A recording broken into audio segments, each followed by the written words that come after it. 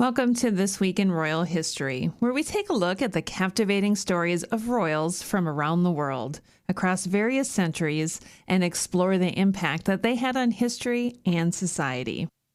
Through their triumphs and tragedies, these royals shaped the world we live in today, leaving behind legacies that continue to inspire and intrigue us.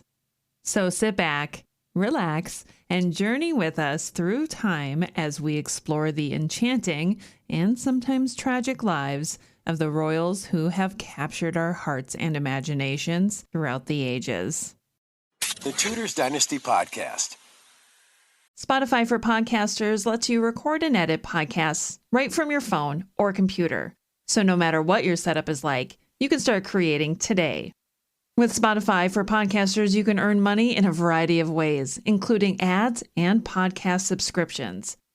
And best of all, it's all totally free with no catch. I highly recommend you give it a try. Download the Spotify for Podcasters app or go to spotify.com/podcasters to get started.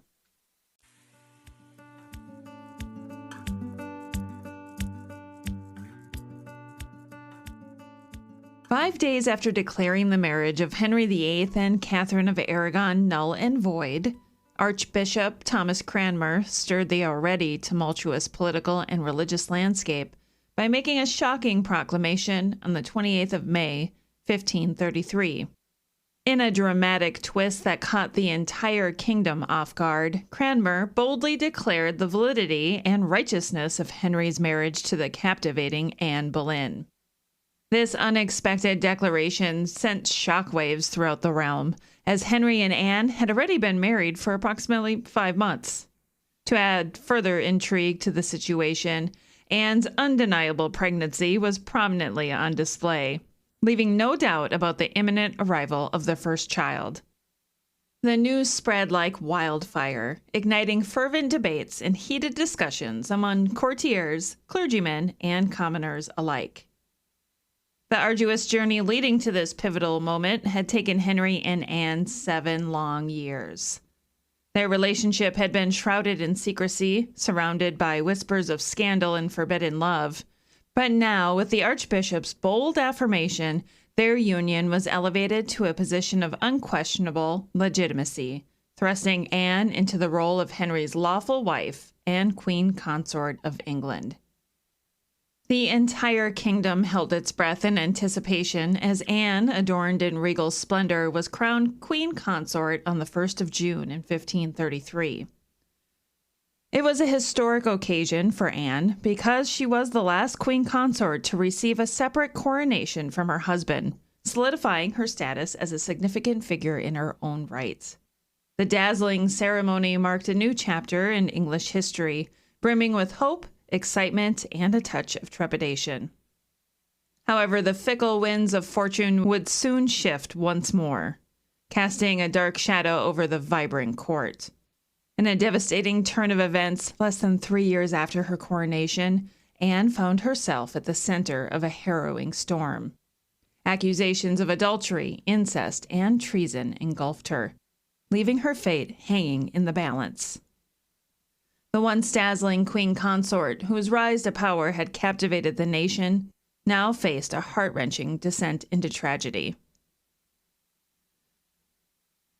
Get ready for a captivating journey through the intriguing life of Charles II, a man whose story is filled with twists, scandals, and dramatic events that will leave you on the edge of your seat. Our adventure begins on the 29th of May, 1630, when Charles, the son of Charles I of England and Henrietta Maria of France, graced the world with his presence at St. James's Palace. Little did anyone know that this charming prince would become a central figure in one of the most turbulent periods in English history.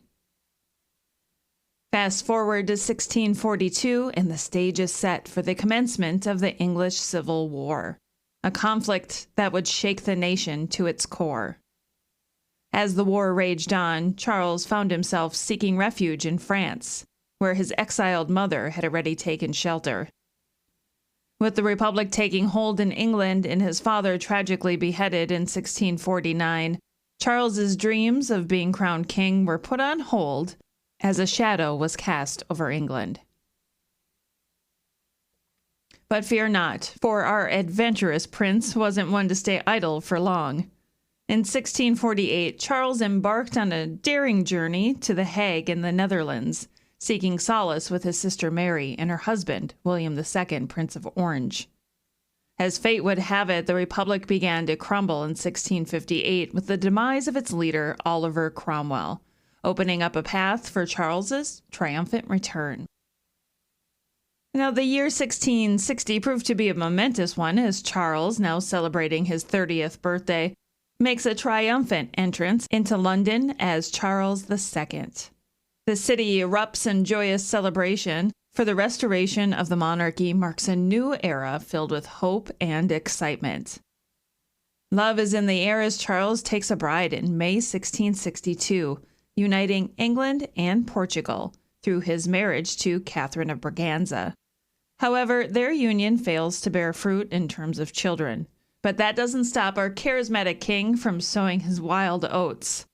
With at least 7 mistresses, Charles becomes the proud father of numerous illegitimate children, causing quite the scandal at court. As the years roll on, political tensions rise. Parliament grows increasingly concerned about Charles's Catholic brother, James, potentially ascending to the throne. This sparks the Exclusion Crisis, a thrilling saga where Parliament strives to exclude James from the line of succession. But our spirited king, loyal to his family, opposes the exclusion, leading to a dramatic dissolution of the Parliament in 1681. Amidst the political upheaval, England faces another challenge, the dreaded bubonic plague. From 1665 to 1666, the nation is ravaged by this deadly epidemic, with an estimated 100,000 lives lost in a mere 18 months. Just when they thought it couldn't get any worse, disaster strikes again with the infamous Great Fire of London on the 2nd of September, 1666. The flames devour 13,200 houses, 87 parish churches, St. Paul's Cathedral, and most of the city's administrative buildings, leaving a trail of destruction in their wake. But alas, every thrilling tale must come to an end. Charles bid farewell to this world on the 6th of February, 1685 at Whitehall Palace. In a surprising twist, he converts to Catholicism on his deathbed as part of a clandestine agreement with the influential Louis XIV. With his passing, his brother James II and VII steps into the limelight, taking up the mantle of the monarchy.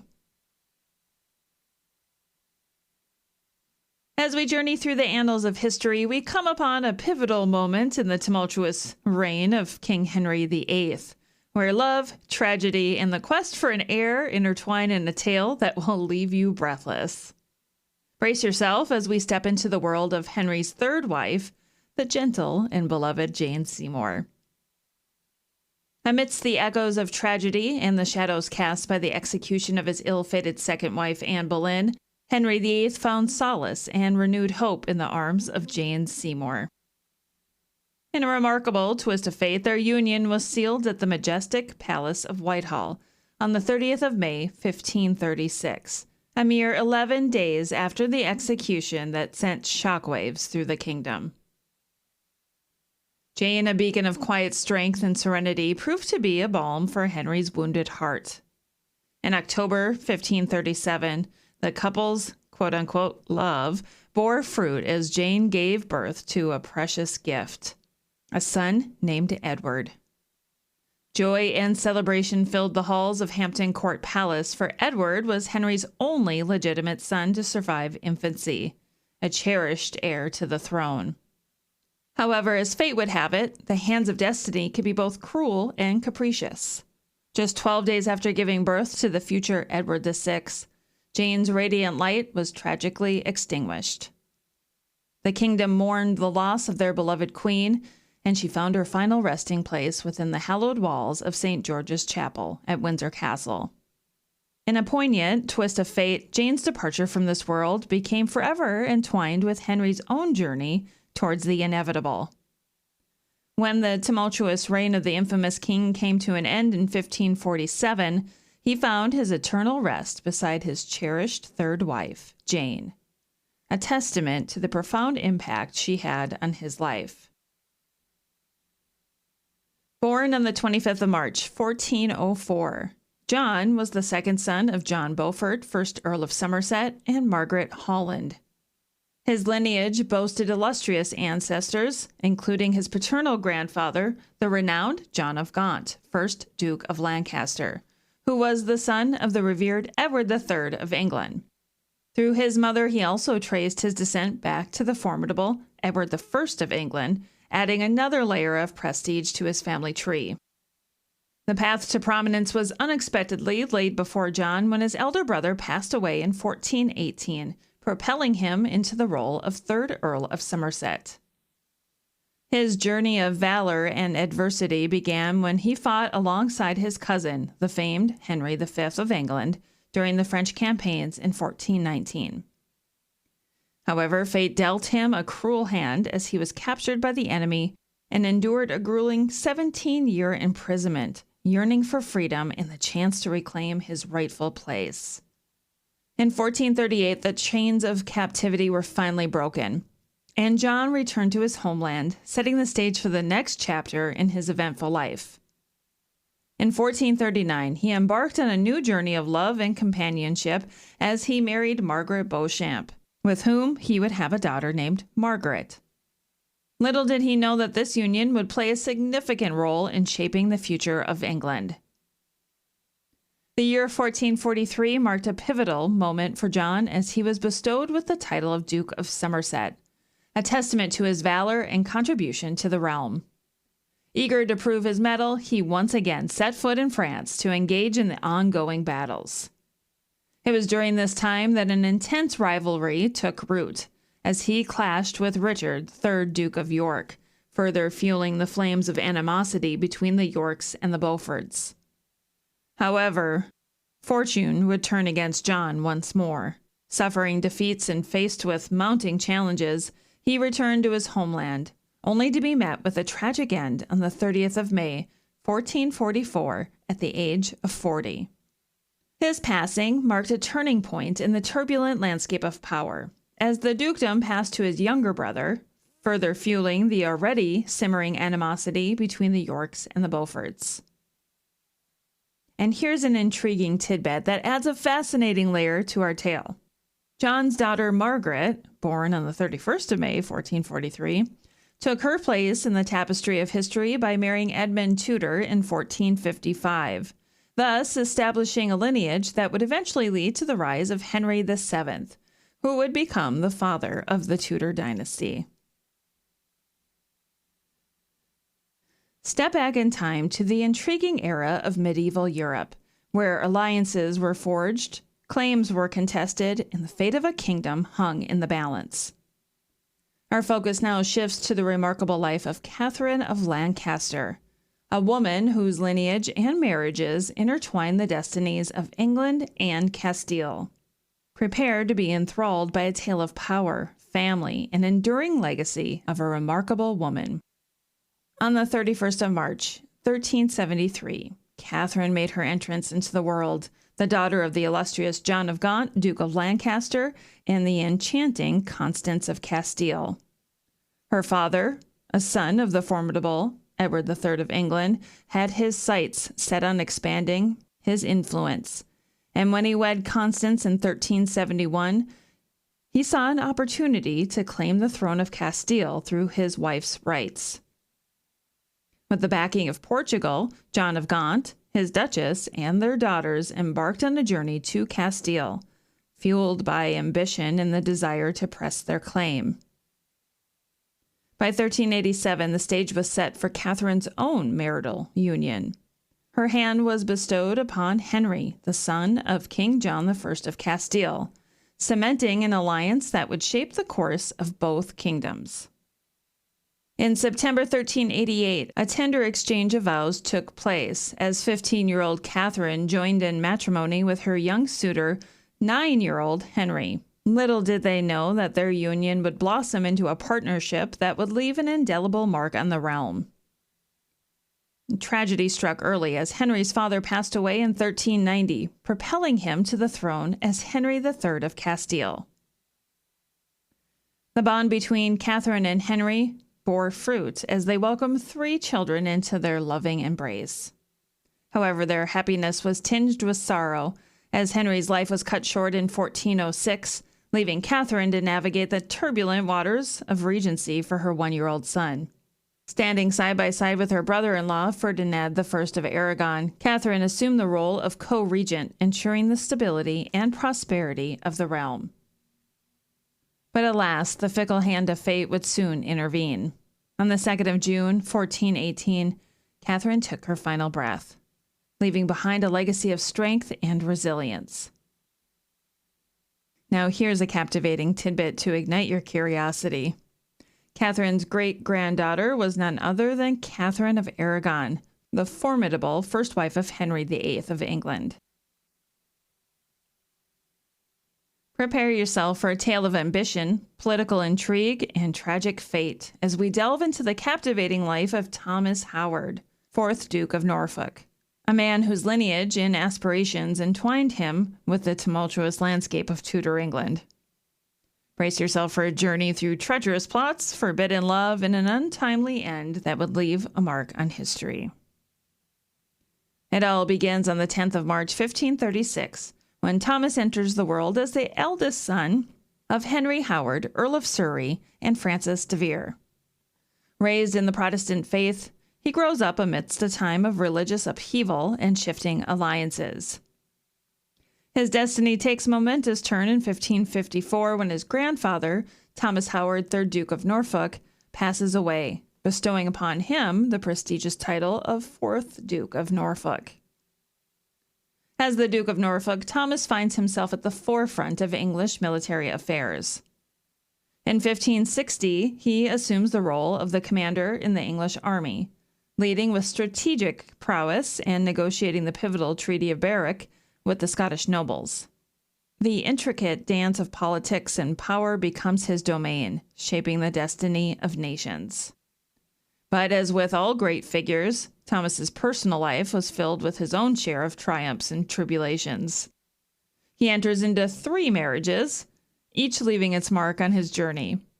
In 1555, he weds Mary Fitzalan, whose life is tragically cut short in 1557, after giving birth to a son.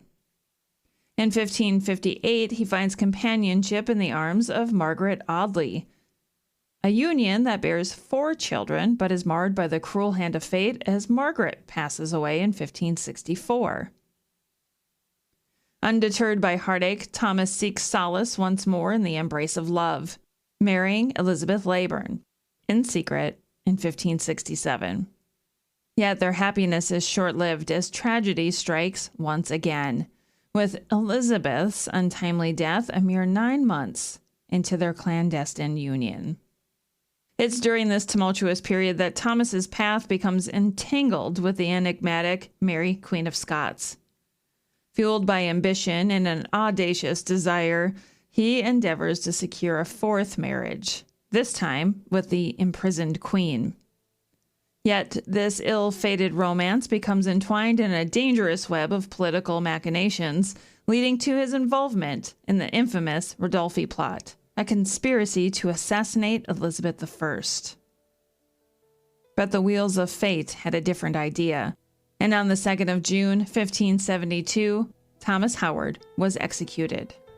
He dreamt of power and forbidden love, leaving behind a legacy tainted by his daring schemes. And that concludes this week in Royal History. Thank you so much for listening again this week. If you'd like to hear this episode commercial-free in the future, please consider becoming a patron over on Patreon. You can find links in the show notes. Thanks for listening to this episode of the Tudors Dynasty Podcast. You can follow and support the Tudors Dynasty Podcast on Facebook, Twitter, Instagram, and Patreon @Tudors Dynasty.